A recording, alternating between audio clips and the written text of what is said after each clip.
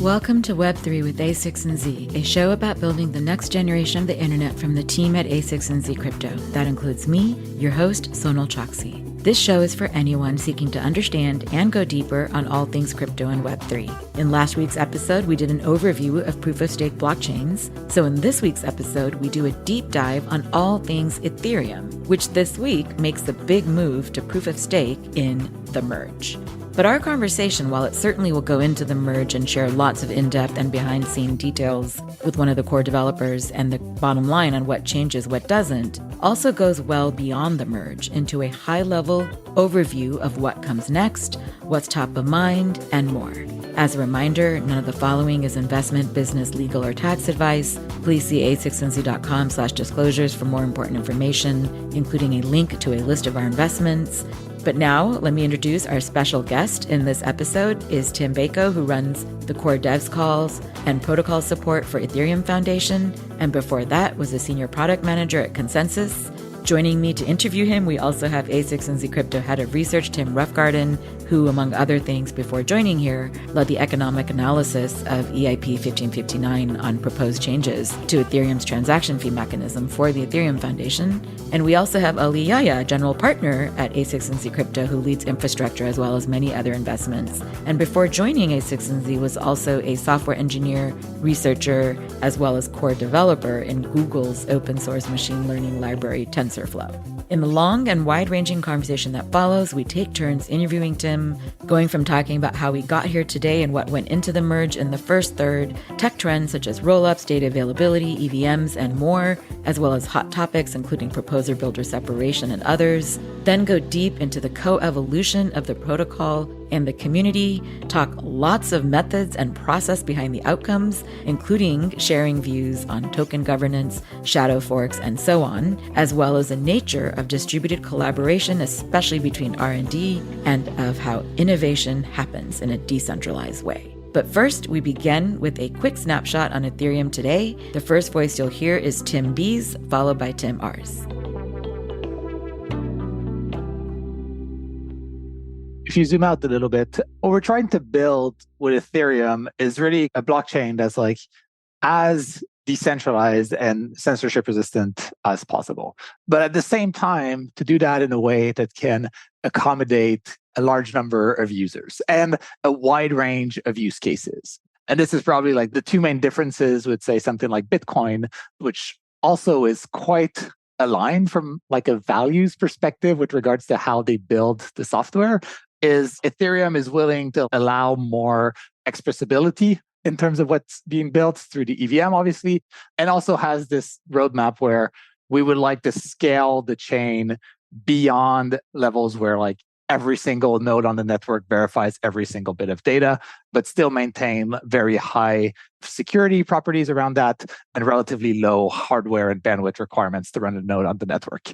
So that's kind of like the very high level view. And then the big thing we've been working on as part of that recently is transitioning from proof of work to proof of stake, what's known as the merge.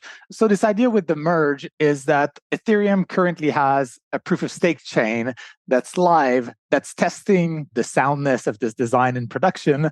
And all of the applications are running on another chain that's under proof of work. And the reason for this is that we wanted to launch the proof of stake chain in an isolated environment so that if it had any issues, it wouldn't affect applications and people's funds on the main network. But now that we've seen it run for quite some time, we're confident in migrating towards that as the way to secure the network. And so we basically go from using proof of work as the consensus mechanism to Ethereum to using proof of stake. And the neat kind of software trick that allows us to do that is the software that runs Ethereum proof of work is actually a bit agnostic to what the consensus engine is. So it runs proof of work on the Ethereum mainnet, but if you have, say, Ethereum testnets or even private networks, when we talk about like private blockchains, these don't run proof of work, they run another algorithm. So the idea with the design of the merge was, well, what if at some point the Ethereum mainnet stops listening to proof of work and moves to proof of stake? And that's at a high level what the transition is about. So the Beacon chain famously uses proof of stake for civil resistance, unlike proof of work. And one thing I think that's interesting about the Ethereum vision is Everybody loves to talk about the environmental aspects of proof of work and how those are to a large extent mitigated moving to proof of stake. But I think what's interesting about Ethereum is the idea that there may be additional really important benefits of switching to proof of stake. Yeah, that's a good way to put it. And maybe the converse would be, I don't think it would be sound for Ethereum to move to proof of stake if the only benefits were environmental, right? It's like, that's obviously a huge part of the mix, but we want the network to be secure and ideally more secure. And the first thing that proof of stake gives us that we don't have in proof of work is we can identify in protocol specific validators. And these validators, as the name kind of mentions, they've put up a stake. So they've put up capital in the system. And that allows you to fine tune rewards and penalties at a much more granular level than you can under proof of work. Because in proof of work, basically, you pay people to do the right thing, and you hope that the opportunity cost that they face if they do the wrong thing is so big that they kind of converge on doing the right thing over and over. But there's no way to kind of penalize people who don't follow the protocol rules, especially in a granular way. So in proof of work, you have some quite extreme options like changing the proof of work algorithm to something else, which was make all of the mining hardware not work in a specific setting. You can have some tweaks, like you could nudge the algorithm towards like certain types of hardware and whatnot. But the challenge with those is it's a very broad way to discriminate. Like you can have honest miners using the software that gets discriminated against and vice versa. So the first thing we get in proof of stake is this idea that we can identify specific validators, we can reward them if they follow the protocol rules, and we can penalize them individually if they do not. That's a massive improvement just because it allows us to really pinpoint where we want to apply rewards and penalties. And the other thing is Ethereum is designed to be quite resistant to imperfect conditions. Like we don't need 100% of validators to be online 100% of the time to produce blocks, but we do need most of them to be online most of the time. So what we can do is we can scale these penalties that you get for, say, being offline or doing something malicious in the protocol relative to how many other people are doing the same thing as you. And this has two neat properties. One is that if you're an individual validator, just like a hobbyist at home, and say your internet goes down and it's quite decorrelated from the rest of the network, you'll get a small penalty because you're offline, but it won't be scaled if nobody else is offline because the network can kind of chug along without you. But on the flip side, imagine you're an attacker and you control like a third of the stake and trying to stop the network from reaching finalization. The penalty that you incur while this is happening grows exponentially. So you're penalized as this large actor affecting the protocol much more harshly. So this is another neat thing of proof of stake is not only can we specifically pinpoint validators and apply penalties and rewards more granularly, but we can specify the level of uptime in a way that you expect and be very harsh if this gets into really bad circumstances and be very lenient if it doesn't as a way to incentivize people who have a regular internet connection and not data center access to be validators on the network. That makes a lot of sense that you can do very surgically targeted penalties and rewards because in some sense, you know who the validators are in the sense that they've registered on a smart contract that's stored on chain. Right. You don't know who they are, but you know which pile of capital, which stake has committed the offense. So one person could have like two validators and one of them goes offline. You can penalize just the validator that's offline. So yeah, we can identify every unit of capital and treat it independently. I mean, should I think of this being at all a concession to how permissionless Ethereum is? And it's just that it's worth it in exchange to get this sort of stronger security? Or would you actually assert that there's no change in how permissionless it is as a blockchain? I don't think there is. So like there's many different concerns being a consensus participant. I don't think for Ethereum, they change from proof of work to proof of stake. You could argue that they get better, but I'll take like the strong proof of work view here. First is how hard is it to actually like become part of the validator set? Can anybody join? So on Ethereum, anyone can join the proof of stake validator set. The amount required right now is 32 Ether. And the reason for this amount is there's a trade-off between how much stake you require and the bandwidth requirements. Because if you have your entire stake divided in 32 Ether chunks, and say you went from 32 to 16, then you have twice as many messages to process on the network as kind of more effective validators, and that requires higher bandwidth connections. So there's this trade-off where you can lower the dollar cost, but then you raise the infrastructure cost of people. And so we settled on 32 ETH, but anyone who has that can participate in the protocol. And obviously the price fluctuates, but that gives you basically the right to be like a first-class block producer. People sometimes will compare this to proof of work, saying, well, you can buy a GPU for like $5,000 or whatever the price is, might have fallen since then, and kind of join proof of work that way. But what you're doing when you have a single GPU, you're usually joining like a mining pool, right? You're not the actual entity producing the block. You're averaging out your hash rate with all the other participants in that pool and get a share of the rewards. You could choose to mine on your own, but the odds that you would ever find a block are incredibly small. So I think proof of stake gives us a fairly low barrier to be a first-class validator.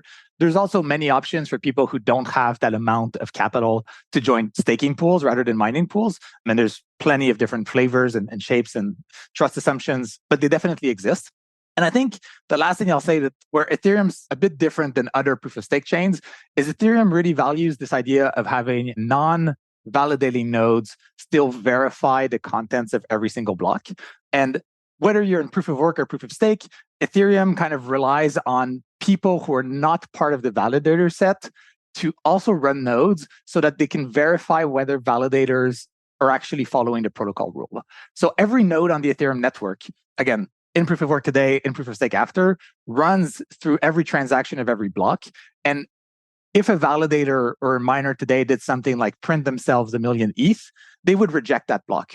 So the right that you're giving to validators is not the right to set the protocol rules. It's the right to faithfully follow those and have some level of discretion over the ordering of transactions in a block. But they don't have the rights to like create invalid transactions. And this is something where oftentimes you have these two concepts of large requirements for validators and proof of stake being conflated. So you can have a system that's proof of stake with really high requirements to run a node. And that means you have less people running nodes and validating that those validators are being honest. But that's kind of independent. That's more about how do you throttle the throughput on your network. And nothing of that changes on Ethereum between proof of work and proof of stake. Well, I think this would be maybe a great time, the story of what has led us to this moment with everything that's been going on with Ethereum, both in the human sense and then also in the technological sense of where we are today with the Ethereum technical roadmap and where you see it going in the next couple of months. Compare how a crypto network like Ethereum evolves with the way that, say, protocols like TCP/IP and other protocols at the core of the internet evolve. But would love to maybe start with your take on the human element of how Ethereum has evolved and how the merge has come to be. I think it's funny because in a way, the way the protocol is structured dictates how the humans coordinate around it. And what I mean by that, Ethereum, unlike a lot of other blockchains, has a specification which actually lays out the protocol rules like TCP, IP, or HTTP, and then has multiple implementations of that specification. And the best non-crypto analogy I found for this is web browsers. Like you can think of Ethereum clients as like the difference between Firefox, Safari, and Chrome, where you open a web page on them, you get served the same web page. There's obviously a large amount of commonalities that these products follow, but they also have pretty significant degrees of freedom. Like the experience of using Safari is different from the experience of using Chrome and vice versa. And because we have this setup, this means there's no like single code base to which you can make a change, which changes the rules of the Ethereum protocol. We basically need people who work on each of these implementations to agree to a change for it to even be brought into the specification and then re-implemented across those. And we could talk more about the community's role in adopting those changes. But just like looking at the core protocol itself, this is like a really interesting process because at what we now call the execution layer, what's the proof of work network today, and we'll keep running the applications after the transition to proof of stake, we basically have 4 full-time teams in 4 different organizations, ranging from Consensus, which is kind of like a huge tech startup, to Aragon, which is basically, you can think of it as like a very thin organization on top of a bunch of open source developers and others where there's like these teams of different shapes and sizes in different parts of the world. They each have an implementation and they each get a say into what changes happen to the protocol. And not only do we have this on the execution layer, the proof of work chain, but when we designed the proof of stake chain, we went with the same process.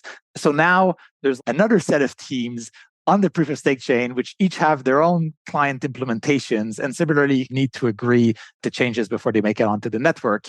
So that means after the merge, we basically have these 9 teams, 5 on proof of stake, 4 on execution layer, who all sort of need to coordinate with each other. And at the very least, they need to agree to a protocol change for it to be the first step to be proposed and then potentially adopted by the community.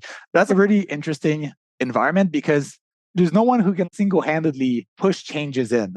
And even more so now with the proof of stake side, there's not even a client implementation team that's part of the Ethereum Foundation. So on proof of work, we have Geth, obviously, which is quite well known. But on the proof of stake side, none of the actual production code is written by people who are full-time part of the EF. There's this really interesting dynamic where because we have this reference specification, even though you might have some code base that has a large share of the network, they still can't single-handedly change things on the network.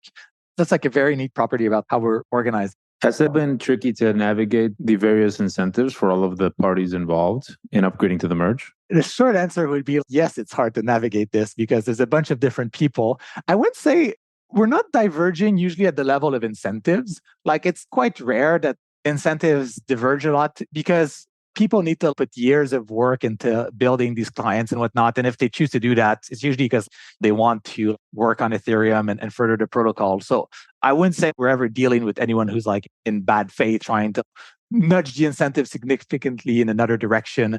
The thing we do get a lot is pretty intense technical disagreements. And this is the other bit I think is interesting is because you have all these teams, you allow for a bunch of engineers with very strong personalities. If they disagree with how things are done, they can go write their own client and do better. And this is kind of amazing because if you just had a single client, there's no way you could get these humans to work together on the same code base. Mm-hmm. They just are too opinionated and smart, I guess. It's like the combination of both. Like they have good ideas that explore different parts of the trade-off space. And probably the most well-known example is Aragon today was originally called TurboGeth. And it was literally a fork of Geth re-architecting it from the ground up, which started as one guy running this as a side project and is now, I believe, the second most used client after Geth. The fact that we had the ability to create a new client from scratch, which takes completely different architectural decisions, is pretty wild. And so we spend a lot of time discussing those types of issues, how decisions in the protocol may leak into implementation details, and how do we balance that with having multiple teams working on this. I mean, speaking of disagreements between sort of strong personalities on technical issues, I would encourage listeners to tune into one of the All Core Devs calls, which you can hear Tim Beiko. An action is perhaps the most patient person on the planet Earth. It's incredible. It is really incredible. I know you could probably write a whole book on this. What's been your biggest lesson learned from facilitating and managing these that you think could apply to other open source and decentralized communities, if anything comes to mind? It's definitely a lot of learnings. I think, so it's interesting because a lot of other communities don't use live calls like we do. And sometimes I'm a bit envious of them because it's a bit of a tricky medium. But when Ethereum governance is stalled, we're not really sure what the fundamental issue is. So figuring out like what's the thing that's actually blocking you from moving forward.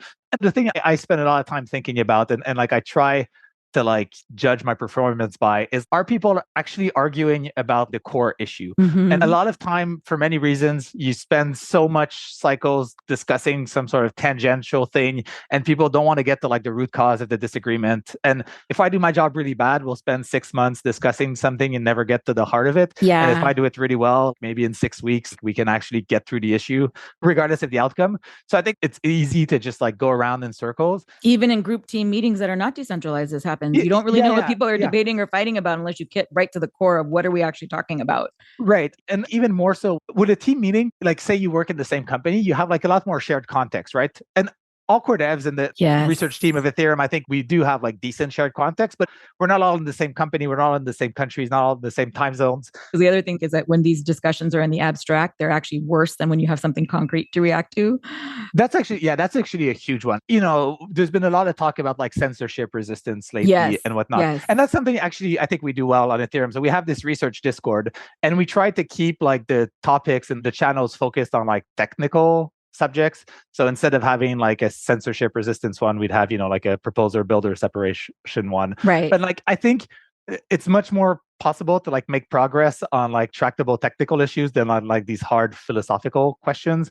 And not that like you need to completely ignore or dismiss them, but it's like you can spend years just arguing on like the concept, but having like a technical trade-off is, I think, in this environment, the best way we can move forward, because you can get to consensus on that, I agree. even though people's values might not be fully aligned. I agree 100%. And even in classic orgs, whenever people want to have a philosophical debate, it just inevitably becomes a religious debate. Yeah. I just remove it to let's talk about it at the end of the thing when you have something concrete to react to, because of precisely that, even when it's not technical, because it's just the only way to move forward. Yeah. But, just sort of philosophically and practically, this is really the heart of what something means in decentralization in theory versus practice.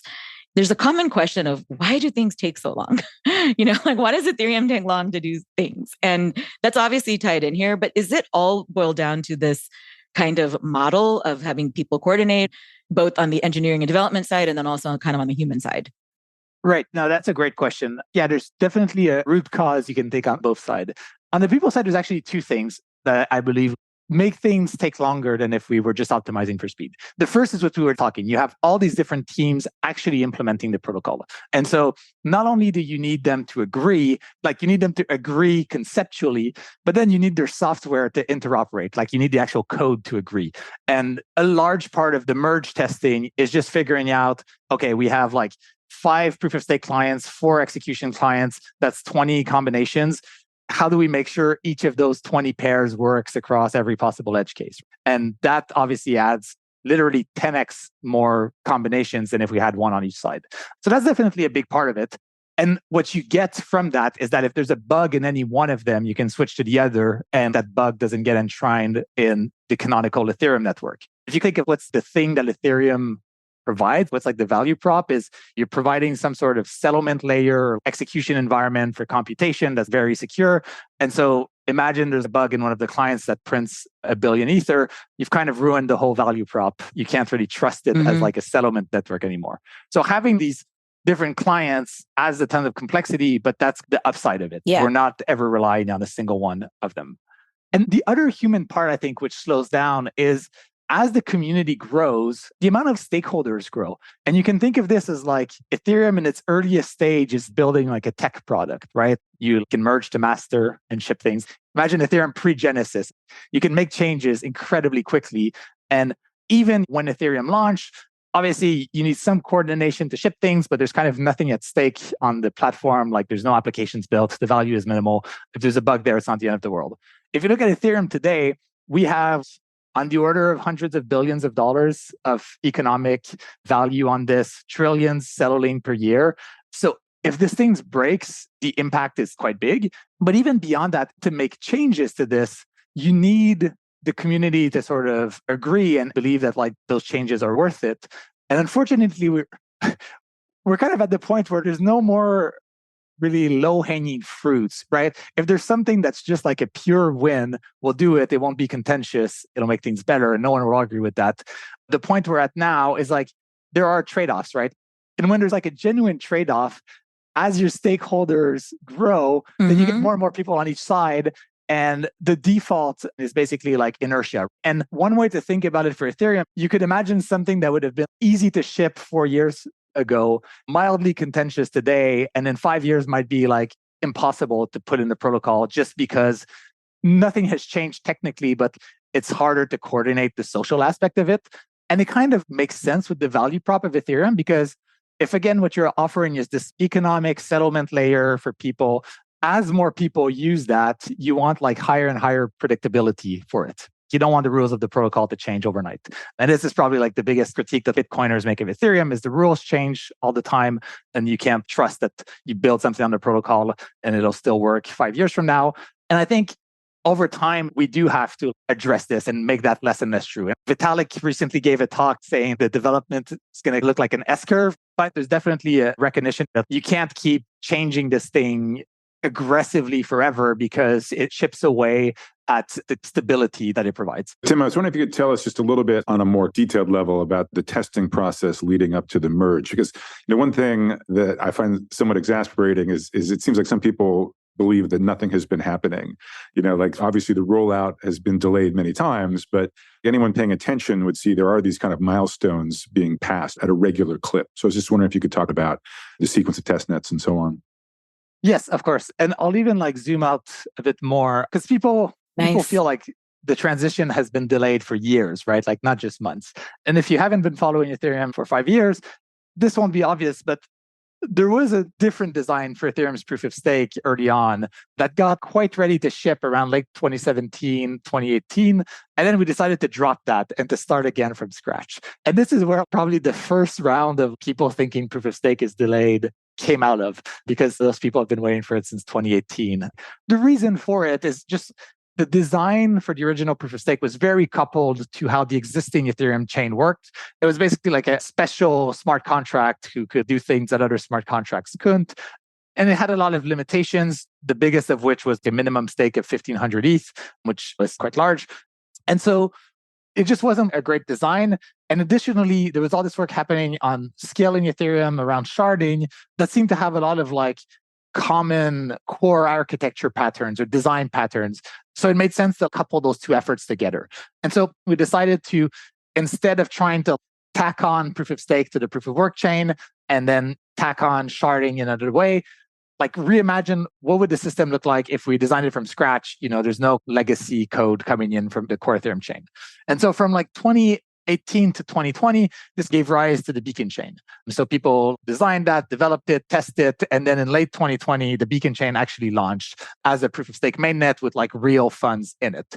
So about 6 months after that, the Beacon chain had tens of billions of dollars in it, had been running pretty smoothly since the launch.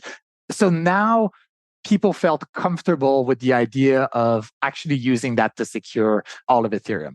And it's also worth noting that between 2018 and 2021, there was a ton of more stuff that got built on Ethereum. So the stakes were much higher to change the systems. So in May of 2021, we felt confident that, okay, this Beacon chain is working, it's secure, it's working at scale.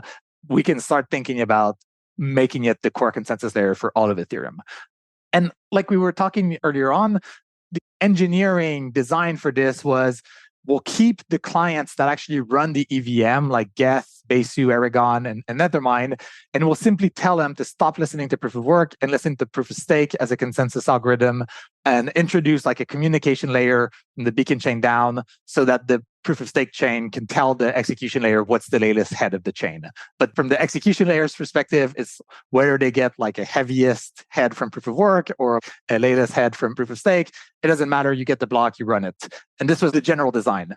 And so in May of last year, we basically had a couple client teams try to prototype this over a month to see, could this actually work? Could you actually run a proof of stake chain, which is talking to an execution layer, sending it blocks, have the execution layer run the blocks, verify that it actually follows all the protocol rules and return a response as to whether it did or not. So we managed to prototype this in May. I think that got us confidence that this architecture would work. It was a prototype, so we spent the summer fixing all the bugs with it. And when we came to the fall, the thing we wanted to prototype was transitioning from proof of work to proof of stake. So this is the other kind of very complex part of the design, is there will be no downtime. There's no turning Ethereum off on proof of work and then moving to proof of stake. It's literally instant. So you get a last proof of work block, and then the next block is proof of stake. There's 13 seconds between them. One way to make this concrete for users is if you send a transaction right before the merge, it'll be in the mempool. You don't know on which side it's going to come up, and it's not really going to change anything. So that was another design goal, is just how do we have this be frictionless for users, developers, and infrastructure providers. Last fall, we basically prototyped this. So we got everyone again together and launched a quick DevNet, which started on proof of work, launched a Beacon chain, ran through the merge, and finalized on the other side. And so that gave us the confidence that you can actually move from one to the other. Again, it was just a prototype, lots of bugs. So we spent most of the fall fixing that. And right before the holidays last year, we had something which we thought was a mostly final spec. We knew there would be some weird edge cases that we'd have to correct for, but that the high-level specification was sound. So we put up a first public testnet called Kintsugi. And the goal there was to one, stress test our clients and run them through a bunch of edge case scenarios and find what breaks. But two, also start reaching out to applications and infrastructure providers to make sure that this worked for them. Like our assumption was that it wouldn't break, Uniswap and Infura and Maker and all that. But we were like, okay, can we get them to deploy a version of Uniswap on this? And not even just the smart contract working, but all the connections between the UI and whatnot. So we did all of this in early winter. We found these edge cases in the spec, fixed them. And in March, we had another public testnet where we basically have, I wouldn't call it a spec frozen, but definitely like feature complete. So we launched another testnet with that. And then we started moving from mostly fixing specification level issues to fixing implementation level issues. Again, we weren't like 100% confident, but like we had high confidence that like the spec was sound, but we would find issues with, many of the implementations in specific edge cases. And the new thing we started doing to test this is this idea of shadow forks. And at a high level, what we do is we have all the client and testing teams take nodes, tell them the merge is happening, and run them like on mainnet. So they basically fork off mainnet with a small number of nodes, and they run through the merge, and they hopefully make it on the other side. And the things that are neat about that is you get the state size and database size of mainnet. Mm-hmm. And people tend to think that blockchains are bottlenecked by the amount of transactions per second. This is not true. The thing that bottlenecks blockchains, and specifically Ethereum, is the amount of contracts and addresses that exist. We call this the state. Everybody's address, all the smart contracts, all the data in that. And this is why like mainnet is much harder. So these shadow forks were really helpful because they allowed us to test this really early in the process, but in the highest stakes network, obviously without disrupting mainnet itself.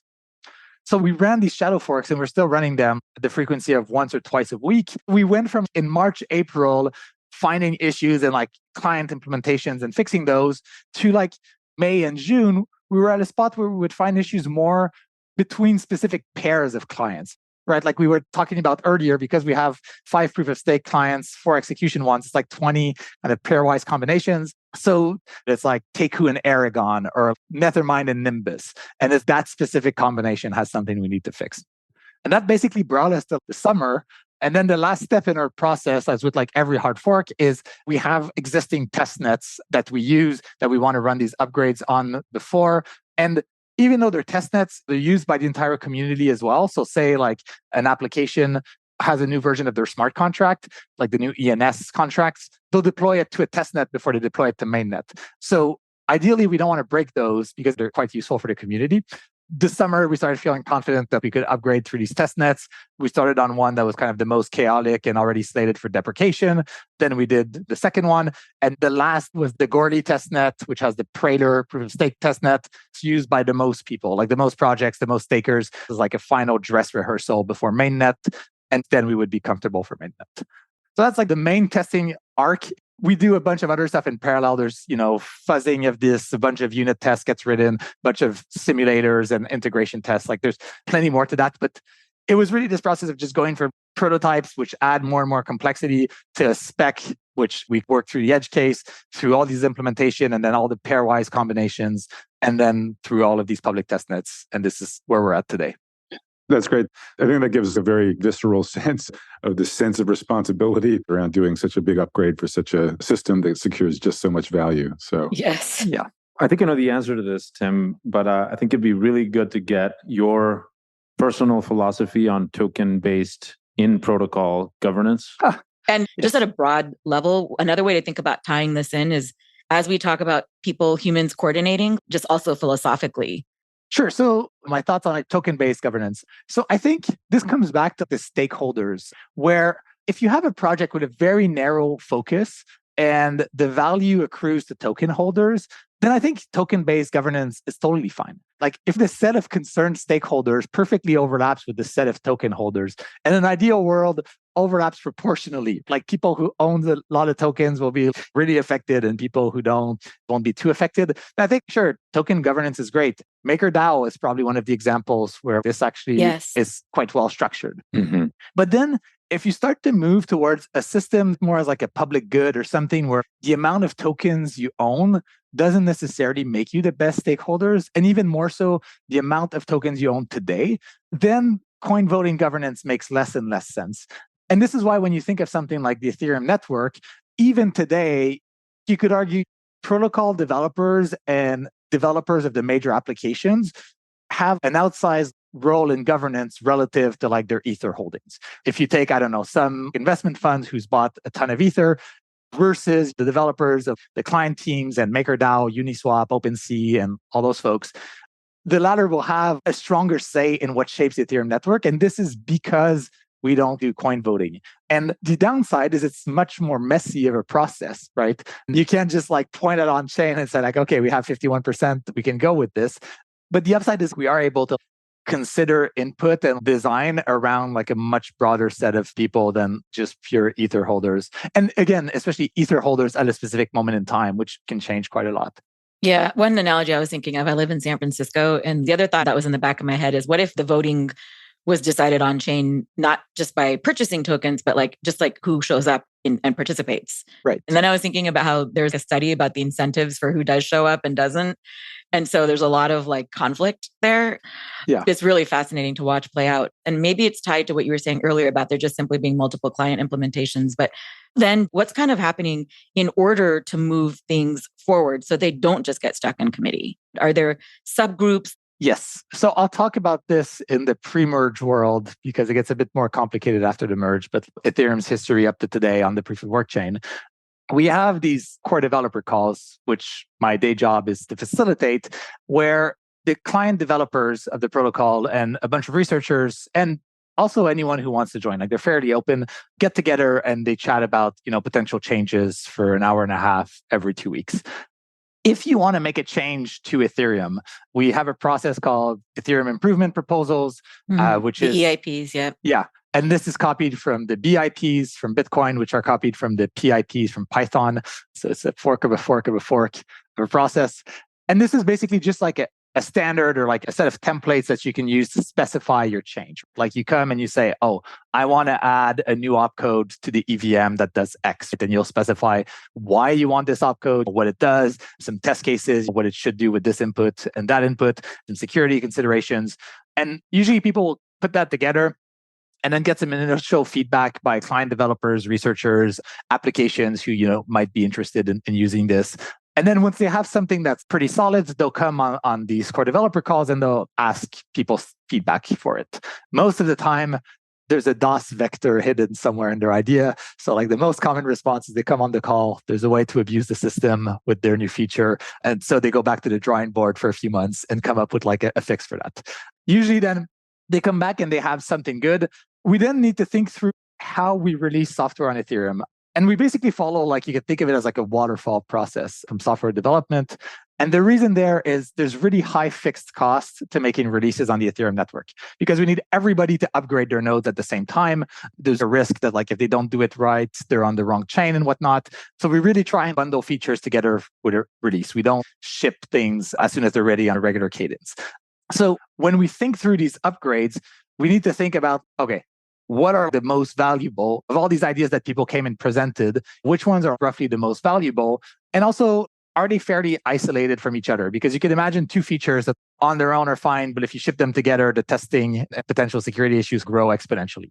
So this is what we then spend a lot of time discussing of these potential candidate EIPs, which ones are the best subset. And this is mostly done by client developers and researchers. And there's no one metric to look at. Actually, if there is one, it's like the security of the network. Everything needs to pass the bar. It's safe and won't break Ethereum. Yeah. Right. But then beyond that, there is no method. And we call this rough consensus. You get people to debate it. And the other bit, actually, the full thing is rough consensus and running code. You start trying to write the code for it, right? And see, is this thing actually what you expect it to be? Is there any weird, unexpected issues? And usually what we'll do is when we're planning an upgrade, we'll have our first subset of things we're quite sure about, either because they're very important, that people really want them, stuff like that. And then it just gets tested for several months, eventually gets deployed on mainnet, and we run through the cycle again. So that's at a very high level how it works.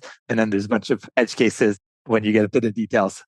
I was just going to say, for historical context, for those that don't know, that phrase, rough consensus and running code, actually comes from the OG motto of the Internet Engineering, I don't remember what it's called, task force or something. But basically, it's about hacking and figuring things out and making innovation happen in a very kind of emergent way.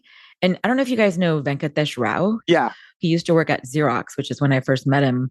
He's known as VGR on Twitter. But he has a whole section on this very theme. He and Mark Andreessen were initially working on a book together. I edited the first 3 chapters for it. So I remember this phrase very vividly. And, there's like a whole school of thought around it. So I don't want to derail us, but just want to point people to that resource, a website called Breaking Smart, if they want to read more about it and what that means. And I think the idea of rough consensus and running code to them was the key argument for how innovation is going to happen in the modern era, which I think is super interesting because that's kind of how it's played out with the Ethereum Foundation. Yeah, that's how.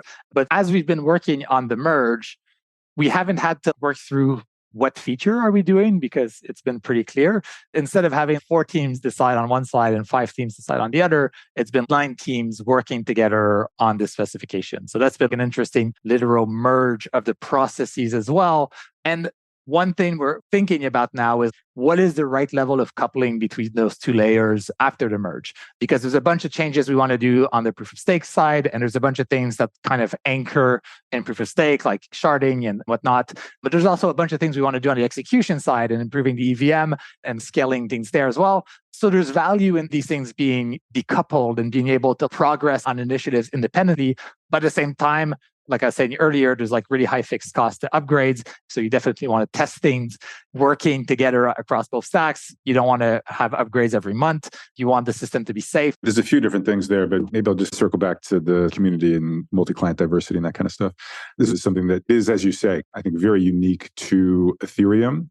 And people love to argue at the level of the specs, which consensus protocol is better. There's also strength in multiple competing implementations of the spec. And you also talked a bit about multiple client teams needing to coordinate from the very beginning and how that still shapes how the community works.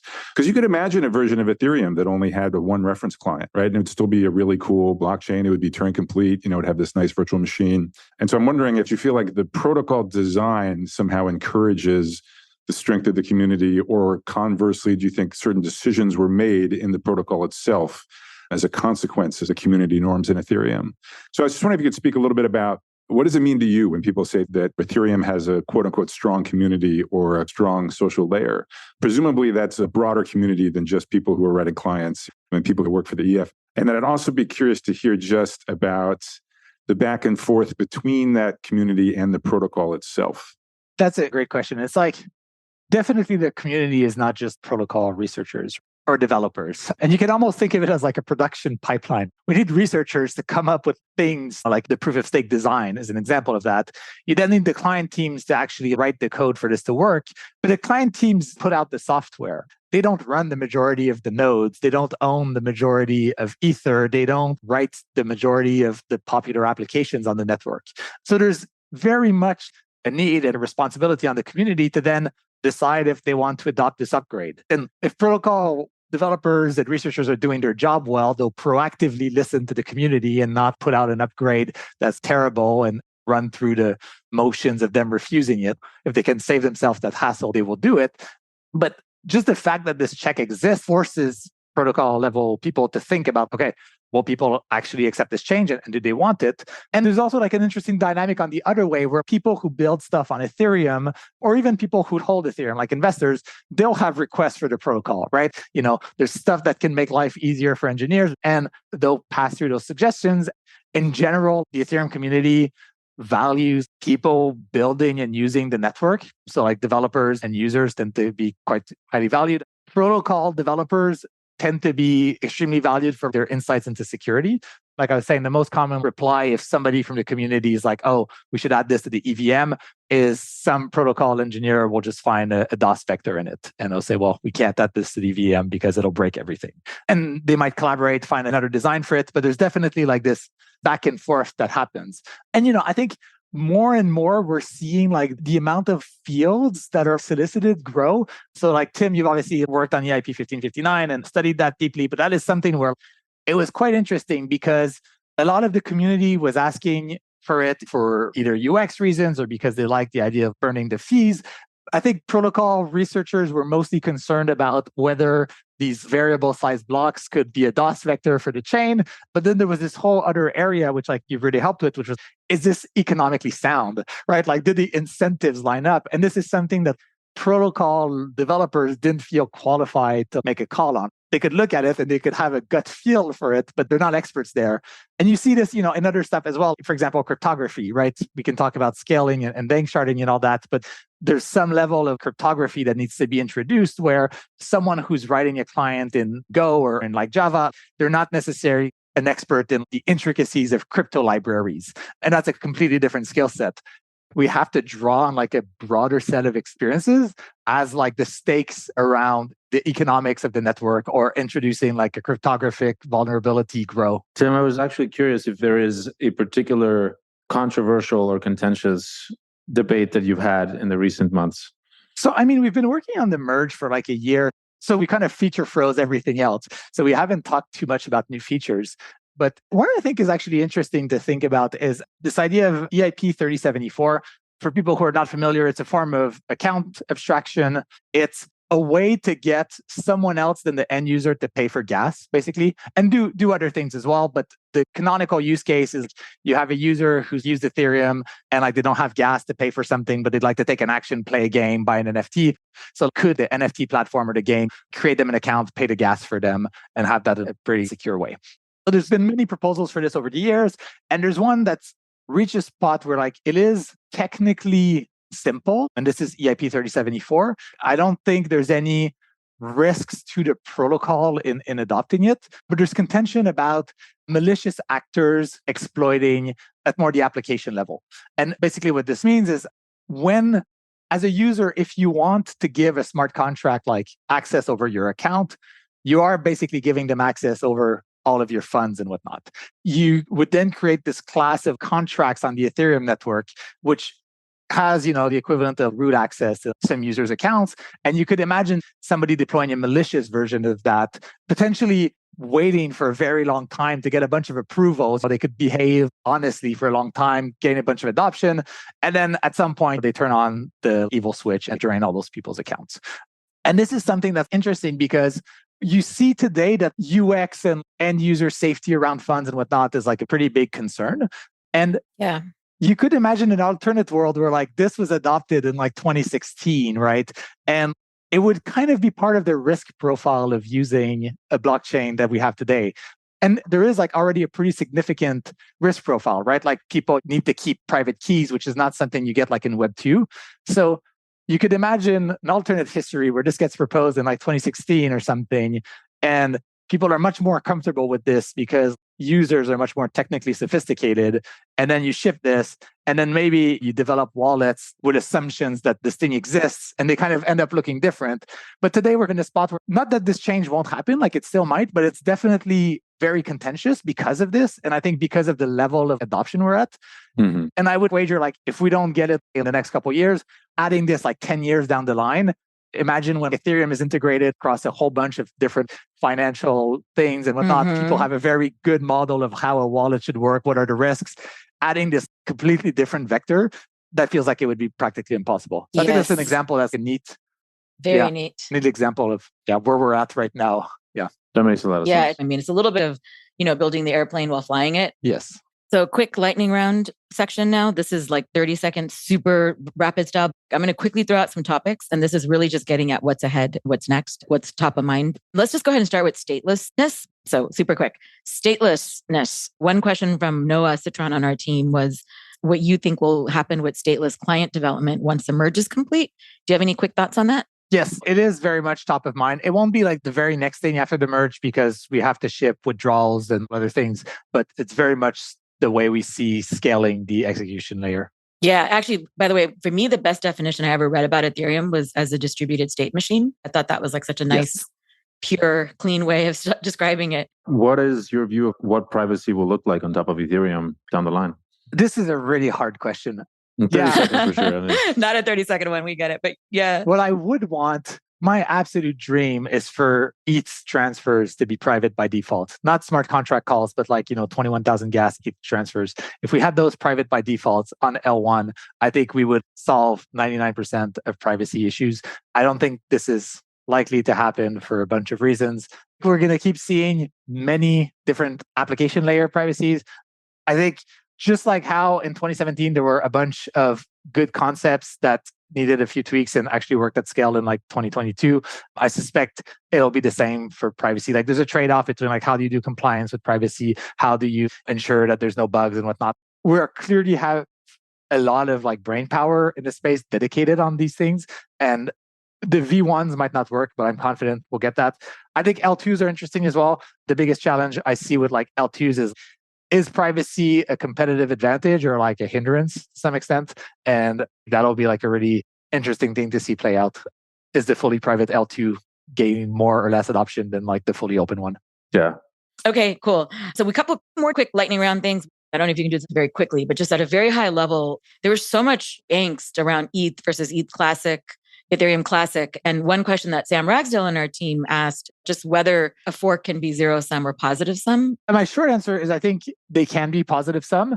I think the technical barrier to execute a fork goes up as blockchains are more adopted. And that's a feature and not a bug. And that if like 1 billion people are using this chain, you want it to be harder to fork than if like 1 million people are using or if 10,000 people are using it. I don't think they're impossible. I think they need careful engineering and like a reason to support it in the long term. This is the thing you can see like with Ethereum Classic is there was like a genuine philosophical almost desire there to keep supporting the chain with its original rule set. And like you need some element of that, some sort of mission or almost religious like thing, because it's really hard to just maintain a blockchain. Like it's very exciting to fork the thing, but like why will somebody be there like 3 years after? And so it's like this mix, like, you need probably a higher level of engineering skills, the more complex the ecosystem you're forking is, but you also need like a higher degree of intrinsic motivation because otherwise people just won't maintain the thing. And that's most of the work over the long term. Yep, that makes a lot of sense. Back to the point about how the system ends up becoming ossified as time goes on. I really like the idea of shadow forks as a way of testing new experiments and trying out new things and potentially serving as a counterweight to that ossification. And so far, they've really only been used to test the merge. But do you see shadow forks becoming a more general mechanism for trying out new ideas? Yes, and there's two types of changes, I think. One is when we change what happens in Ethereum, like adding a new opcode, shadow forks aren't really useful for that because there's no transaction that's going to like call that new opcode because it doesn't exist on mainnet.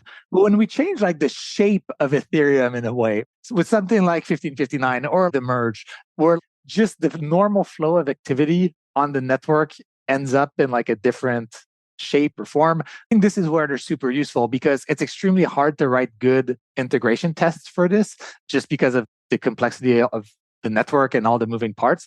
So for stuff like that, I think it is super valuable and I hope that we'll keep doing them. I'm really glad you brought that up, Ali, because I've been kind of obsessed with the topic of shadow forks as well, especially because earlier, Tim, you were talking about how at the end of the day, Ethereum is taking a very waterfall-like approach to software development. And I love this theme of like things that are everything old becomes new, everything new becomes old, because I think of the shift from, cascade waterfall style to later agile style. And what's so fascinating to me about shadow forking is it's actually kind of a cool hybrid in a way, because it's a way to not do first bake it and then ship it. It's actually a way to actually test in real time. Yes. And I'm actually particularly interested in, and we don't have to go into any detail here at all, but what you can do with simulations as well, because we often forget like the computational power we have available to us.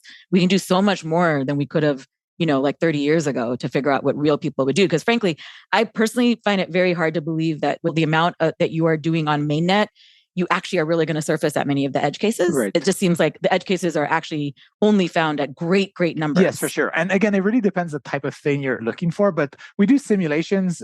But we also do like a ton of fuzzing, which is really helpful and basically running through like every potential input. And what we'll do, we'll fuzz different clients against each other and compare the outputs. Like, we'll do a lot of that.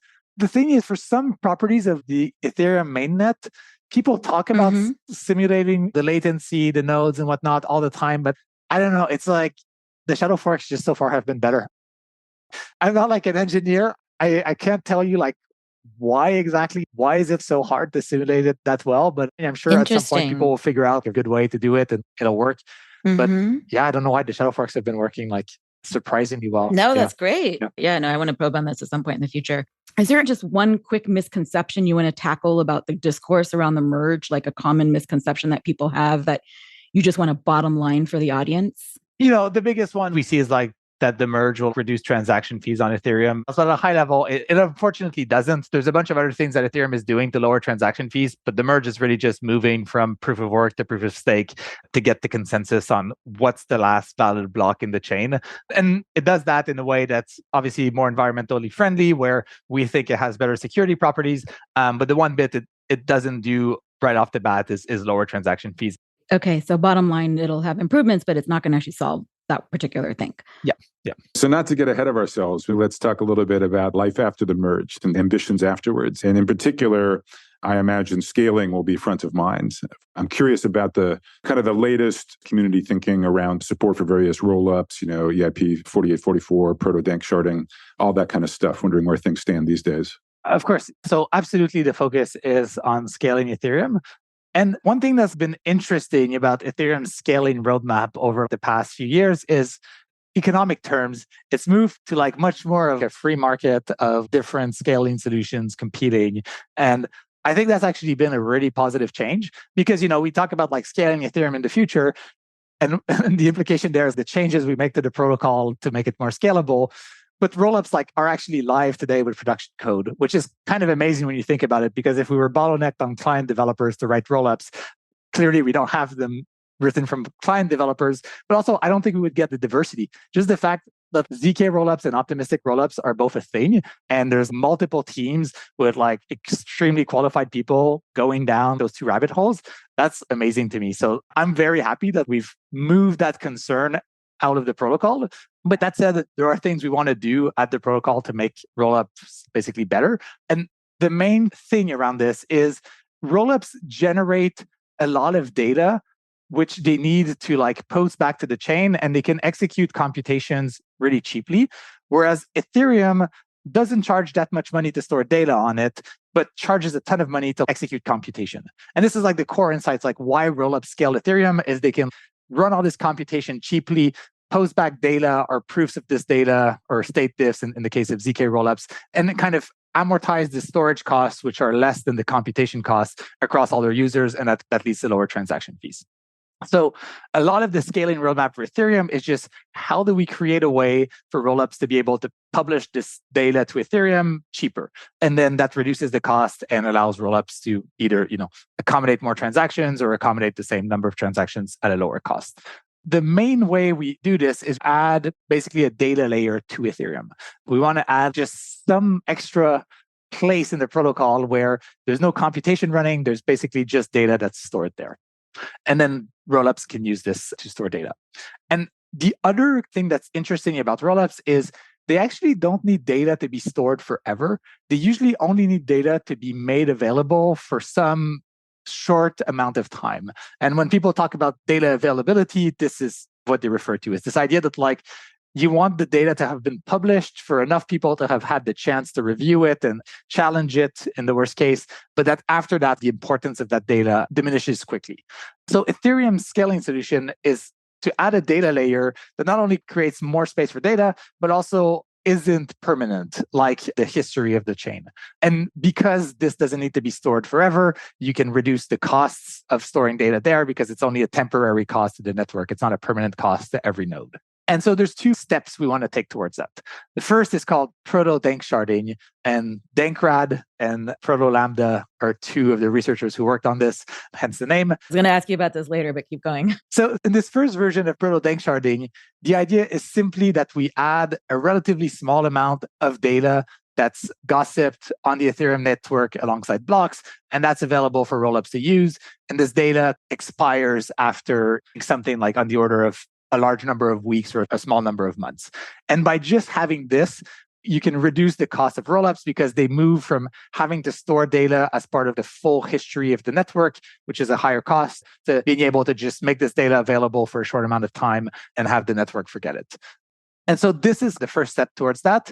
The second step, once we have this foundation, is what we call danksharding, or the full danksharding, is instead of even having all of the nodes download all of this extra data, you can have nodes sample across a larger amount of data and get a really high probabilistic guarantee that all of the data was made available. And this is what we call data availability sampling. So instead of basically having these blobs that are about a meg in size, you can create like about 10 times bigger ones, but you just sample randomly throughout them and have a subset of networks, each sample a subset of the blocks, and you get really high guarantees that all the data was actually there and published. And so having this two-step approach basically allows us to first ship this data layer, make sure that this works, that the data actually gets gossiped, that rollups use it and whatnot, and then we can scale that using cryptography. I feel like when I first joined the crypto team 6 months ago, I feel like the Slacks is like nonstop about data availability and talking about rollups and blah, blah, blah. It hasn't stopped, Sonal. Hasn't stopped. I know, it's good. God help us. No, I'm just kidding. Do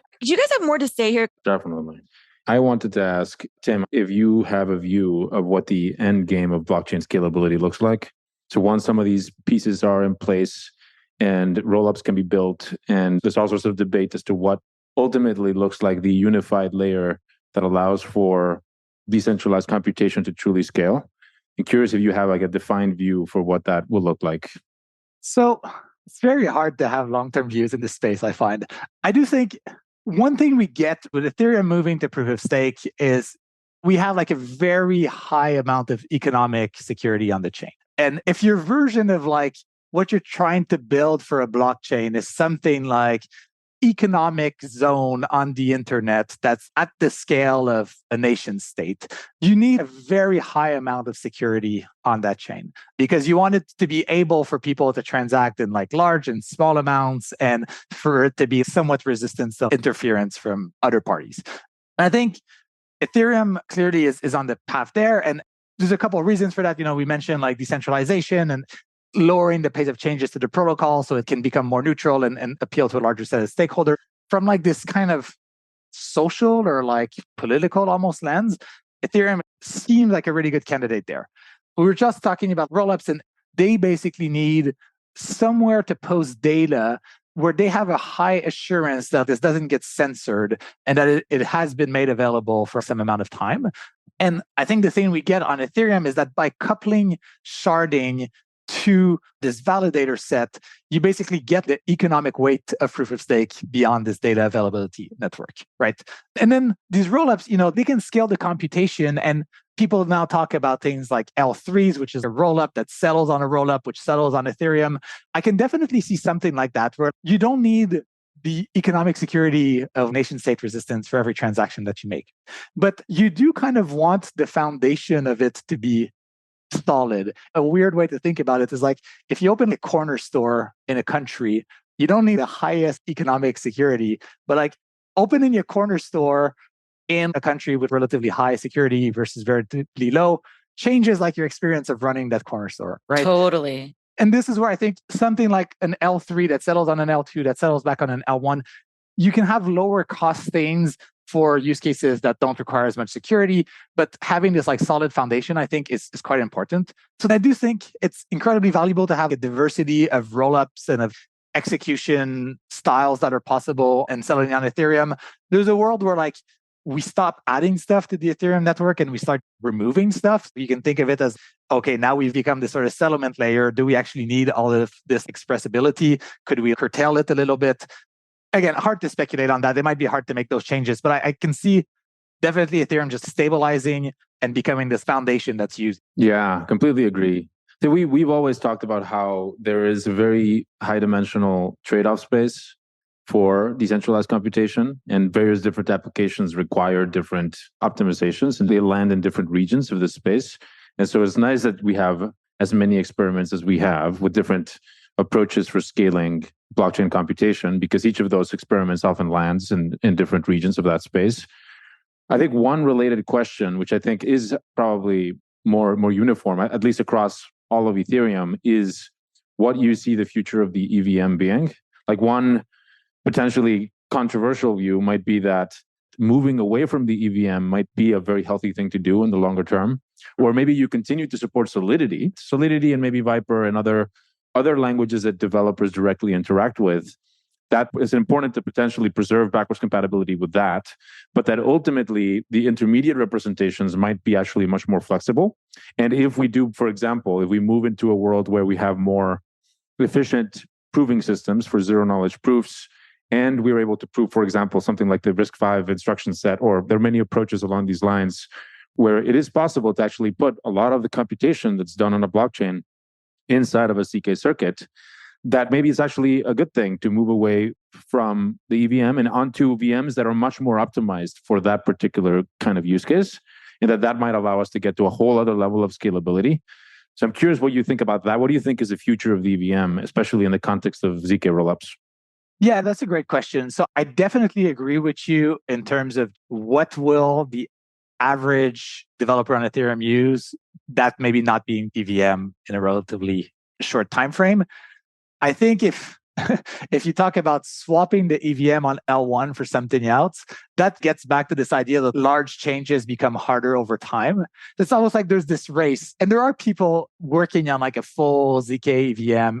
Could we actually replace the L1 EVM with a ZK EVM and greatly reduce that? And I think it's almost like a race between the research and the ossification of the protocol.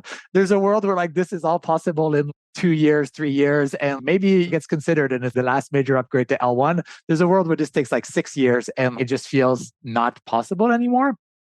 I do think like that means being able to have these innovations happen on L2 is like incredibly important.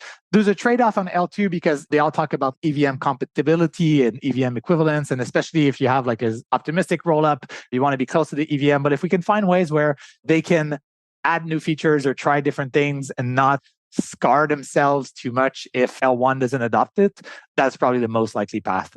I wouldn't say that there's like a more than 50% chance of L1 completely strapping out the EVM to something else. It could happen, but yeah, it gets harder over time. Do you have a view as to how important it is to have full EVM backwards compatibility for something like a layer 2? Oh, for layer 2, I think it's much less important. And this is like another thing that's kind of interesting. It's like even for layer 1, I think Ethereum has the view that like recent history is the most contentious bit, right? And it's almost like if you can choose to secure a really long history that's thinner or a larger recent one, Ethereum seems to want to move towards having more security over the more recent things compared to, say, Bitcoin, which Bitcoiners will insist about validating every transaction since Genesis. I think Ethereum's view is that most of the contention that can happen on history is on the recent blocks. And, in practice, it's like, if I ask all three of you, what's the last Ethereum block? We might disagree because like there might be some forks right now. If I ask you like, what's the block from like a day ago? Pretty sure we'll agree. And if I ask you like the block hash from a year ago, the odds that we disagree are tiny. And also the cost of us disagreeing are probably too big to reconcile because so much economic activity gets settled, right? You're not going to undo history from like a year ago because there's so much things outside the chain that get settled.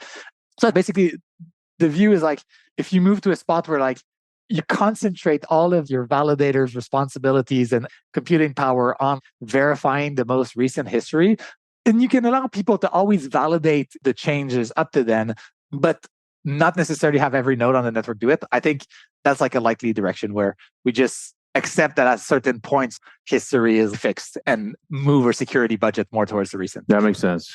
A separate but related architectural question. I was curious to get your take on how viable it is to build some of these pieces in a very modular way. So like one view might be that you can actually build a data availability layer that's completely separate, even from Ethereum, that rollups that are building on top of Ethereum might leverage, versus having an approach that's much more vertically integrated, where you're much more opinionated about how the pieces fit together. Maybe this is something like tank sharding ultimately. And I'm curious of your take of the sort of the relative merits of each approach.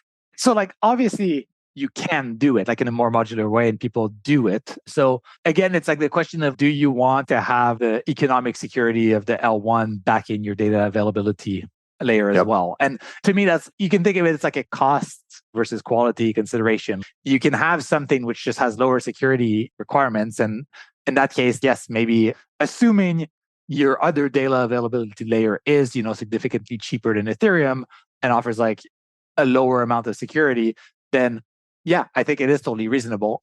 The challenge is like, if you start integrating, it's very hard then to untangle things. That is probably the flip side of this. On Ethereum, people always talk about modularizing the EVM.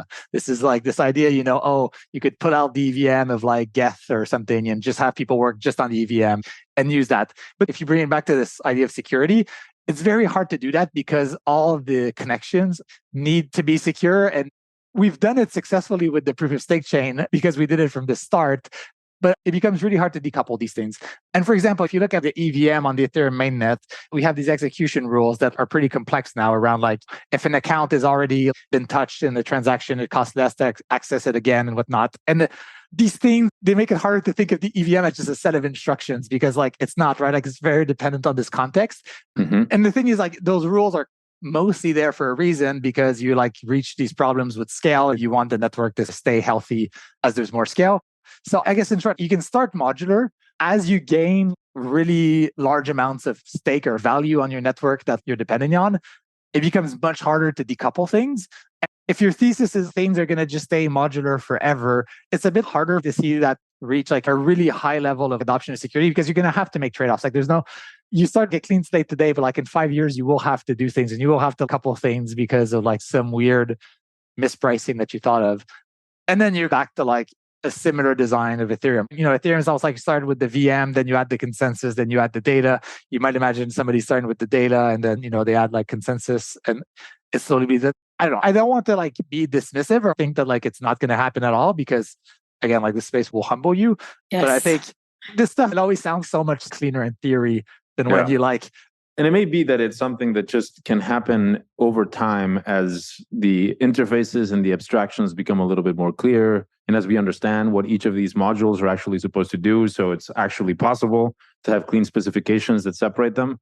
And in the meantime, maybe like the only way really at the moment is to actually build the thing. And it means that it'll likely be entangled and vertically integrated. But at the very least, you have more freedom to explore the design space because you don't have to define these rigid interfaces that presumably would be harder to change once you set them. Absolutely. And around this idea of defining interfaces, one huge one in like Ethereum land is the whole idea of MEV, right?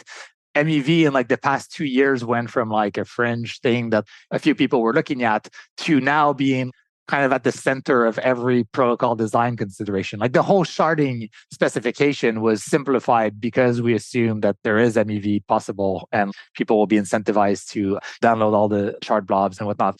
So it's really interesting how like, if the space stops evolving, then yes, hopefully you get like really clean interfaces, and people similarly seem to think like, oh, MEV is like the last one of these, it's like the last big. No way. Yeah, exactly. I'm not possible. Humans innovating, not going to stop there. Totally. Yeah. It's not the end of history. No. Yeah, exactly. No. But it is interesting how these things just like, once you've like reached some level of scale, then something that was not a problem becomes one because the incentives to optimize or attack that part of the systems are just much greater. And this is a really interesting thing about data availability is we haven't really seen data availability systems live with like billions at stake on them. And I think for sure that will drive the design of them. And once we see that, I think I would be much more comfortable in saying like, okay, what does this look like 5 years from now? But there might be something that comes up from there. And I don't want to speculate as to what that is. Yeah. So let's talk about the new consensus protocol happening after the merge a little bit, because it's this very interesting hybrid of a longest chain style protocol and a so-called BFT type, Byzantine fault tolerant type protocol. And it's kind of bespoke. I mean, it's not really copy and pasted either from any other project or from the academic literature. And there's been, as one would expect, various bugs popping up and the bugs get squashed and that process is continued. But even maybe a few months ago, I saw there was joint work between researchers at Stanford and the Ethereum Foundation around so-called avalanche and balancing attacks. And so I'd love your update on, is the consensus protocol viewed as like pretty stable and pretty battle tested at this point, or is it still being iterated on? So for sure, it is still being iterated on. I think not only to fix potential issues, which I do think on that front, we are in a pretty stable place, but I don't think the Ethereum research community feels like the current version of proof of stake is its end state. That's it. I don't think there's vulnerabilities that are like critical vulnerabilities in the protocol or anything that would like put the network at risk. And the design is made to be quite resilient to those things, right? And the amounts also required to attack the protocol are quite high. So yeah, in terms of just like The soundness and the security, yes, there'll probably still be some issues, but I don't think we're in a spot where like thinking through critical issues and things that would destabilize the entire proof of stake chain.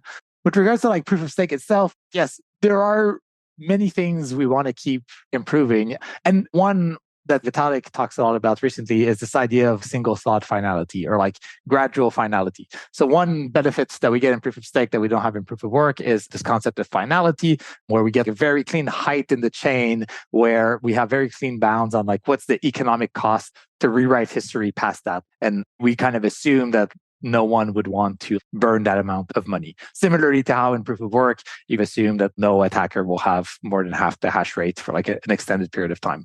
And so we have this bound where we say, okay, past this point, we're good if we don't expect reorgs. And if somebody were to reorgs, this is how much they'd burn. But we don't have like a gradual way to get there. It's really like a binary, which is kind of weird because in a way, you would want the block right before to be like almost as finalized as this one. So this is one big change that we'll probably see in the next few years is, can we distribute this economic finality more gradually rather than having it accumulate all in one shot? That's one big part of it. The other big part is this idea of proposer builder separation. So we briefly touched on MEV, and today there's basically like a whole industry that's outside of the protocol that's dedicated to finding the best possible arrangements of transactions. And today, the way this is done is this network of people, we usually call them searchers.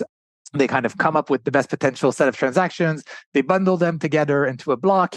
And this block gets proposed to a miner today, and it'll be a validator after the merge. The validator or the miner who receives the block trusts that the block is actually valid and that they'll actually release it.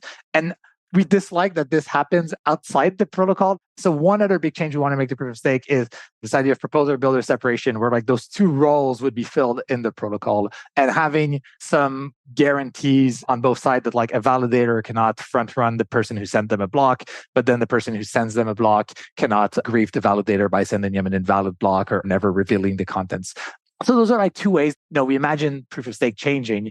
I don't think we're at the end of how this looks like. And like you said, there's no literature for this, and there's no other thing we can copy, unfortunately, for most of this stuff. When there is, we do copy it. To be fair, like there have been many innovations from research labs, other blockchains or whatnot, that like if they make sense for Ethereum, we are happy to incorporate those. But oftentimes we end up running into problems that people haven't run into before, and we need to find solutions for them. That was great. Thanks, Tim. Oh, this is really interesting. I do want to probe because we have a very unique combination in this room in this particular conversation on like just models for research. You already alluded to this just now, but earlier you were talking about how there's like this, this kind of pipeline, like research to production. And one topic that comes up a lot, and we're thinking about this even in organizing our own research lab, which Tim obviously heads up, and we have an engineering function as well. And I used to work at Xerox PARC, so I have a lot of thoughts too on how these, collaborations come about. There was a thread from Peter at Ethereum on Twitter recently, and our own Elena Berger pointed this out, that some core devs have voiced urgency around the division between the research and engineering teams. And she had a question: at what layer of the stack is this most apparent? We'd love to hear from you, your thoughts on how this could be improved. Yeah, that's a great question. It is like really interesting because there's two levels at which the protocol needs to be safe. Is one, like the spec needs to be sound, and this is where a lot of the research work happens. And then two, like the implementations of the spec need to work as expected. And this is where you often see the divide where, and less so frequently, but researchers thinking the job is done when there's a spec for it. But then people like Peter on the Get team, he has to implement the whole thing. And it's not as clean as in the paper when you're actually writing the code for it in adversarial conditions. This is definitely part of it. Over time, the fact that we've now literally merged the live code for the beacon chain and the execution layer has definitely made folks on the research team more aware of the implementation intricacies. And similarly, it showed the people on the implementation team, the research can work. Some of this stuff can be used in production. And I think we had like a mini version of this with 1559 that like, it can be hard to like appreciate it if you're not a researcher, if you don't see it working. And I don't know that there's like a single solution beyond getting the people to spend more time on the other side and like knowing more about it.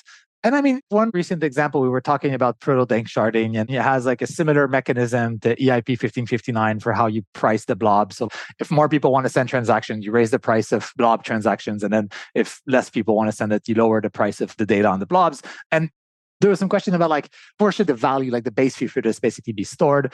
And on the research side, they see the full roadmap and they think they'd want to move this to be part of the Ethereum state because over time we might want to store like more information about data there. But from the implementation side, it's like, well, we already have a base fee right in the block header.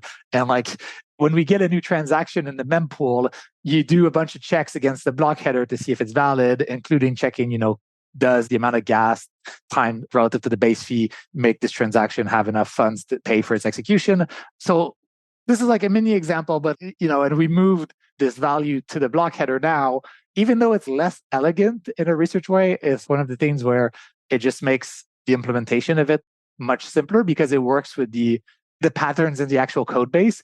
And I don't know that there's like a way to brute force or like speed run this. You just need people to start to get that, right? Where does this stuff live in the actual production code? And that just looks different than when you specify the high level spec for it.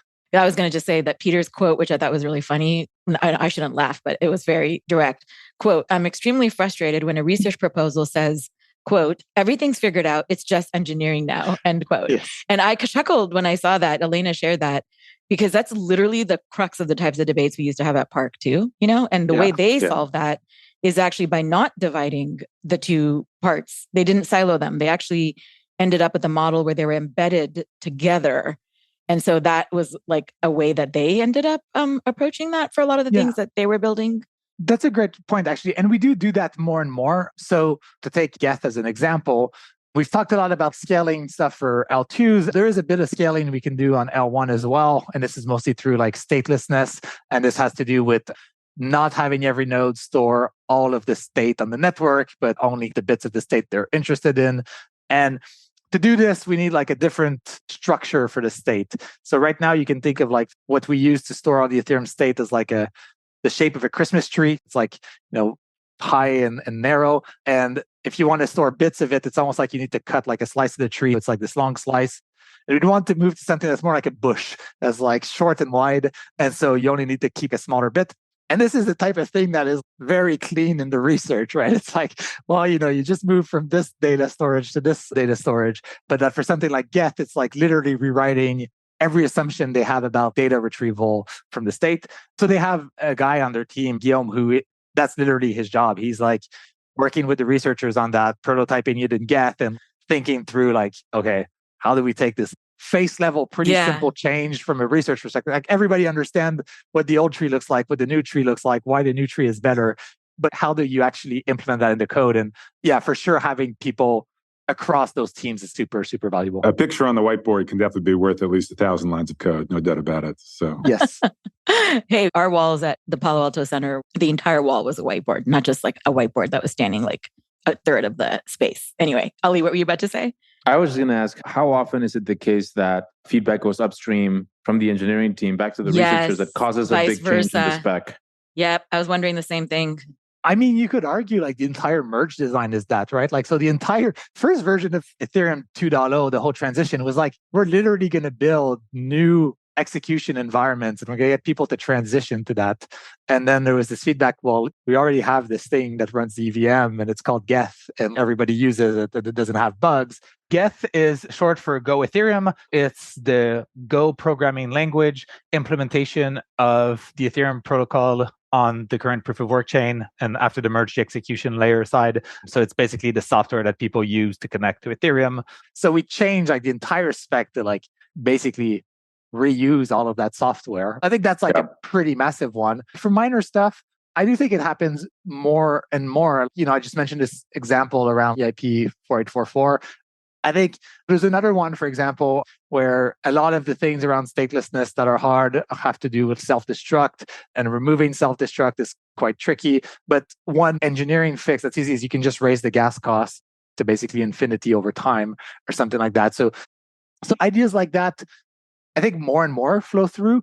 And I think the fact that the two systems are in production helps a lot, right? That we can look at the beacon chain, look at like its actual behavior and its actual implementation and decide to make changes to that. Obviously, it's not perfect and it never will be, but definitely a better spot than like 2-3 years ago. Amazing. Okay, so do you have any thoughts on sort of the foundation model? Elena had a question about where the Ethereum Foundation gets its legitimacy. Sam Ragsdale on our team asked, like, where does the future of public goods funding look like? And I'm just trying to tie these themes together. For the history and evolution of open source, I've very closely studied the Linux Foundation, talked a lot to Jim. When you think of the parallels, like Linus Torvalds, and then you have Vitalik, then you have the Ethereum Foundation, you have Linux Foundation. And that's been a very successful example of like a foundation. And I wonder if you have any like top of mind thoughts, things you're thinking about along the notion of the foundation model and or public goods funding as part of that. So I spend a lot of my time thinking about how do we fund the base layer, like the core protocol, because that's where most of my efforts is spent and where I see most people working on.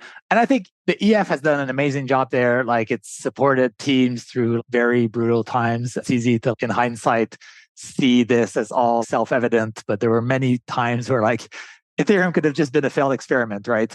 And the foundation was incredibly good to just stick around throughout the times and support not only like people working there, but just all of the contributors at all levels of the stack. I mean, people talk about like the Uniswap grant.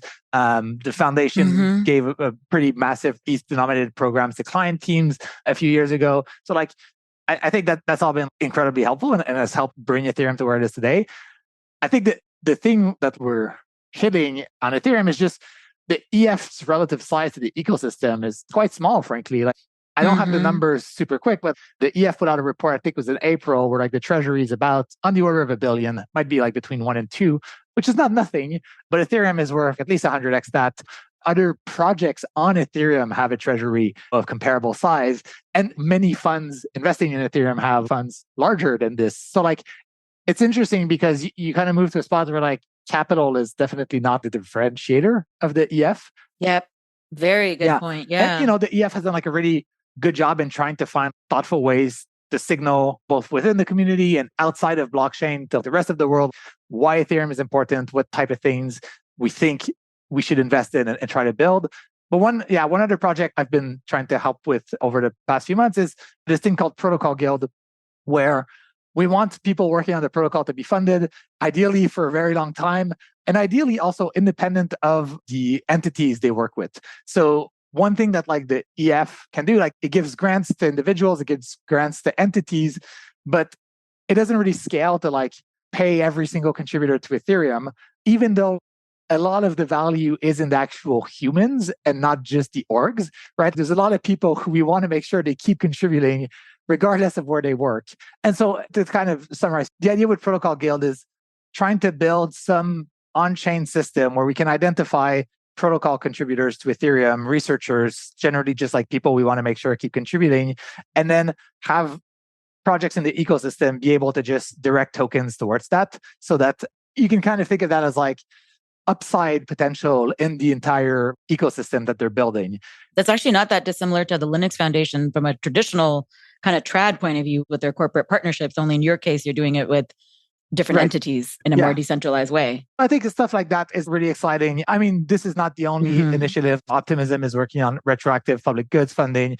Gitcoin has always been like a major supporter of this. So I think if we can try a couple of these models and ideally find something that is like long-term sustainable and that's independent of a single entity, that's really the goal. That's the thing. One question I had for you is, because it's not credentialless, it's obviously not credentialless. This is a new space. There's no quote credentials.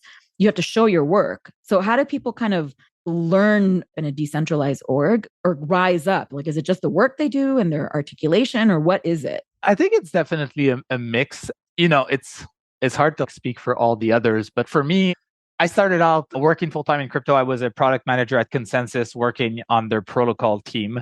And so I got to start attending the core devs calls and whatnot. Even if you're quite smart, there's so many kind of non-obvious things about how this space works that just like spending time and learning by osmosis is probably a good start. I spent like the first many months of listening to all core devs not saying anything. Yeah. And then I think this was kind of a hack for me in a way, is these calls can get like a bit procedural and sometimes boring. So I started live tweeting them. I was like, not everybody has like 2 hours every 2 weeks to listen to all this. People do sort of care about, what's happening on Ethereum. And if I have to live tweet them, then I kind of have to pay attention because I need to tweet what's happening. Yeah, So I started doing that, and I did it for a year or two. And I think there was not a lot of people on the call that were basically not engineers or researchers. Yeah. And so just in terms of like opportunity cost, it's better for me to spend my time running the calls than for an engineer who could just write code instead. So that sort of happened a bit naturally. At that point, there was definitely like appetite in the community to better understand what's happening at the protocol level, what's being debated and whatnot. So I just started spending more of my time on that. And I started writing these blog posts, giving these talks, trying to explain like what's being considered for Ethereum, what are the trade-offs, what are people discussing. And I think that people found that interesting. So it's kind of my path. It definitely is a bit different on the more technical side, but I think this space is new enough that there's so many niches of things to like dig in and explore and expand that if you find something you like and it grows, then it's not super hard to grow the scale of your work because everything's so new. To kind of just recap, I mean, first of all, there was a gap and an opportunity that was really unique to you because you were not researcher or engineer. So you filled that gap. Plus, you had the fit. So that's one idea. The second is this idea of kind of showing your work, like what you said about live tweeting and being engaged and kind of being throughout that process. I think that's another really key idea. And it's something we've definitely talked about a lot. The third thing I want to just say is just because it wasn't research or engineering, it just shows how all kinds of skills are important in these communities. We once did a podcast years ago. It's one of my all-time favorite podcasts with Michael Rogers and Nadia Iqbal, two of my friends who both study and participate in the history and evolution and culture of open source. And one of the things we talk about is how there's such an important role for onboarding. And while this is not onboarding, it is a way of bringing people along, both the live tweeting and the way that those calls are facilitated. Yeah. And I do think the path is less clear the less technical you are. If you're an engineer or a researcher, if you're like a zero knowledge researcher and you're wondering what to do on Ethereum, very clear path. Someone will send you a list of 20 open problems. You've got to work for 5 years. And the farther away you are from that, the more murky the problems are. And sometimes it can just take more time to find what's the right fit. But yeah, I 100% agree that we need people to coordinate and help shape the space. One thing I was wanting to ask you about, and this is kind of a funny question, but I notice it's cool how, for instance, you guys have like people's names from the Ethereum Foundation in the name of products and protocols. So for instance, like Dank Sharding for Dankrad or Proto as well. And there's a few that are sort of named after people. And I wanted to ask you, like, how did that come about? Yeah, that's a great question. As you're saying them, I realize this happens more on like the consensus layer and proof of stake side than it does on the proof of work. How funny! Yeah. So and I guess part of the reason is maybe because like there was much more new stuff that like got invented for the proof of stake side, especially like recently in the past couple of years. So yeah, you mentioned Dank Sharding, which is obviously Dankrad, and Proto Dank Sharding, which is Proto Lambda's take on Dankrad's Dank Sharding specification. So yeah, I think people work on this stuff, and when they come up with something new, sometimes Vitalik will jokingly call it that, and then it sticks. I was wondering where that kind of came from. Yeah. I mean, it kind of also reminds me of like when ecologists discover a new bird or a new planet, and suddenly their name is a little bit in it, which is kind of cool. Yes. And there's a funny thing there. The beacon chain, one of the data structures is like a proto array. And I actually thought that this was like some fancy data structure I didn't know about, but it's actually something that Proto put together as well. That's so funny. But it sounded so real. Exactly. When I first heard Proto Dank Sharding, I'm like, ooh, Proto, what does that mean? Because I literally thought it meant like Proto as in pre versus Proto, the name Proto, which is kind of funny. So just one other quick note along these lines. Is there a thoughtfulness behind how you do think about things like credit, as well as credibility and credentialism within a decentralized community like this? And what I mean is, to be more specific, it's interesting because anytime you have a singular kind of centralized project, this is true even of like very top-down managed products like a Hollywood movie, which has like a credits roll and reel. Here, you're working in a decentralized way. And in many ways, a lot of the work is kind of transparently recorded in commits and, the code itself, the history. But in other ways, there's so much that happens off chain and that isn't recorded. And I wonder if that ever becomes an issue, because in any large collaborative enterprise, this is often top of mind for creatives. And by the way, I do think of developers as creatives. Yeah, no, that's an amazing question. We definitely think about it, and in a very kind of different way than I think most other like fields. And it's interesting for crypto because it merges all these different fields, right? Like you obviously have like the big software and open source bit, but you also have like a lot of people with like more of an academic background, and there, credit and Yeah. citation is like a much bigger deal. And it has frameworks existing for that kind of thing. Exactly. Exactly. I think publishing is a very interesting one where Yeah. there's definitely like some interesting tension there where researchers on Ethereum obviously recognize that like it's a pretty unique space and we have constraints, but it can't be completely different from like traditional academia. Otherwise, we just don't get those people contributing. Like I'll take an example. Some Stanford researchers put out a paper about like some new proposal for proof of stake design. And, if they want to be academics and, publishing is kind of part of what you have to do to grow as an academic, then obviously, you don't want them to not be able to continue their career. There definitely are things where like we like as the Ethereum community have like some preferences and try to nudge people towards there. So for example, EIPs, which are like proposed changes to Ethereum, all have to be part of the public domain. There's authors associated with them, but if you want to propose a change to Ethereum, sure, if it gets in, your name will be on it and will stay there forever. But you can't like copyright that, for example. So it's something where we as a community have these values that recognize credit in a way, but may not fit with everything else. I think the other part that's like interesting is credit in the form of like attribution and whatnot, but the other one is like in the form of like recognition. Yes, I want to hear more. So on our team at the EF, my team is called protocol support there, and the main thing we do is we run these core devs calls and whatnot. But we do a bunch of other things, and Trent Van Epps, he's like kind of the master at this. He spends a lot of time thinking about like what are things we can do to like recognize the work of people that worked on the protocol. When they launched the Beacon chain, for example, he put together an entire physical book of like people's anecdotes and stories of who had contributed. He just put out, he didn't want to do a physical book again, but we did kind of a virtual book with the same thing for the merge. Amazing. Yeah, those things end up being like really valuable artifacts because people see like not only did like their work was appreciated by the community, but like by their peers that they respect, and they get to remember that. So that's one thing we try to think about as well, is like what are some softer ways where you can give credit to people and it gets remembered. I love what you said. There's two themes there. One, first of all, that there's a difference between recognition and credit, which I think is really important. But secondly, also that it actually doesn't have to necessarily be artifacts that are physical.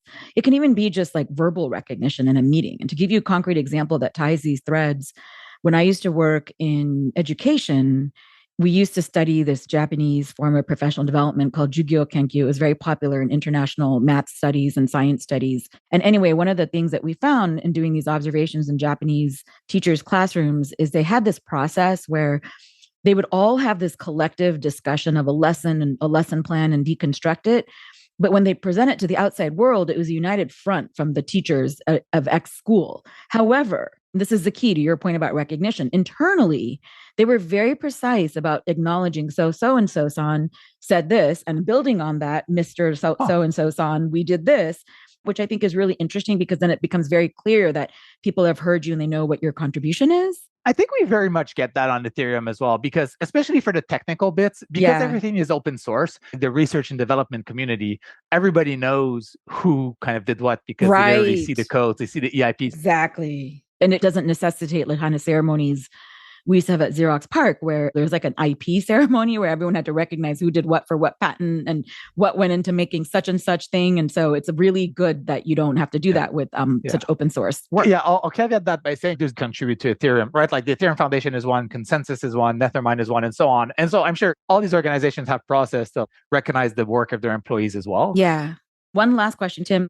If you had one thing that you wish you knew when you started, that you could tell yourself, what is like one thing you might tell an earlier version of yourself on this journey with the Ethereum Foundation and the work you're doing? I feel like the thing I would tell myself, it's more like if I were starting today, like I think the biggest thing I've seen is like when I like started getting interested in Ethereum, I knew like everything that happened on Ethereum. Like I could tell you every project that deployed a contract on Ethereum. And I think today it's like there's so much happening that like all of these things are vertical, right? Like you can be an expert in DeFi and MEV and NFTs and whatnot. And I do think there is value in specializing. You get a lot of value from understanding one thing actually well, because the space has so much basically so much hype and so much like people trying to tout, the most extreme version of what a thing could do.